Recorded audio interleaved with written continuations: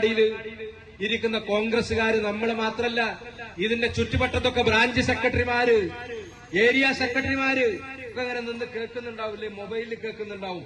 ആ പാവത്തുങ്ങൾക്ക് ഇതൊക്കെ വിളിച്ചു പറയാൻ നല്ല പൂതിയുണ്ട്, പക്ഷെ പുറത്തിറങ്ങി പറയാൻ വയ്യ. നിങ്ങൾ ആലോചിച്ച് നോക്കി, ഗോവിന്ദൻ മാഷെ ഫേസ്ബുക്കിൽ നിങ്ങൾ എടുത്തു നോക്കി, അടിയിൽ area secretary, branch secretary comment ചെയ്ത, എന്തിനാ സഖാവെ ഈ ഭരണം, ഒന്ന് രാജിവെച്ച് പണ്ടാറടങ്ങി പോയിക്കൂടെ, നാട്ടുകാരെ കൊണ്ട് പറയിപ്പിക്കാതെ എന്നാണ് ഇവിടെ CPM-കാരെ വരെ പറഞ്ഞുകൊണ്ടിരിക്കുന്നത്. പിണറായിന്റെ പോസ്റ്റില്, റിയാസിന്റെ ഫേസ്ബുക്കിന്റെ പോസ്റ്റിൽ അടിയിലൊക്കെ പോയിട്ട് ഈ പാവങ്ങൾ കരയാണ്.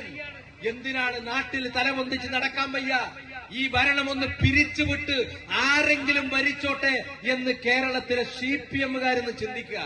നമ്മളെയും കാട്ടിലും കൂടുതൽ സമരം നടത്താൻ ഈ കൂട്ടത്തിൽ വന്നിരിക്കാൻ ആ പാവത്തുകൾക്ക് പറ്റാത്തോണ്ടാണ്. അതുപോലെ അവരാഗ്രഹിക്കുന്നുണ്ട് ഈ ഭരണം ഒന്ന് അവസാനിച്ചു കിട്ടാൻ. ഇതാർക്ക് വേണ്ടിയുള്ള ഭരണമാണ്? കേരളത്തിലെ പാവപ്പെട്ടവന് വേണ്ടി എന്തായാലുമല്ല.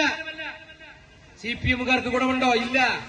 ഗുണമുള്ളത് ഈ പറഞ്ഞതുപോലെ ഈ പവർ ഗ്രൂപ്പിനാണ്, ഇതുപോലത്തെ മാഫിയ ഉദ്യോഗസ്ഥന്മാർക്കാണ്. അവരാണ് ഈ ഭരണം കൊണ്ട് സമ്പാദിക്കുന്നത്. നിങ്ങളുടെ സ്വർണ്ണക്കള്ളക്കടത്തുകാര് മലപ്പുറത്ത് കോഴിക്കോട് എയർപോർട്ടിൽ നിന്ന് പിടിക്കുന്ന സ്വർണത്തിന്റെ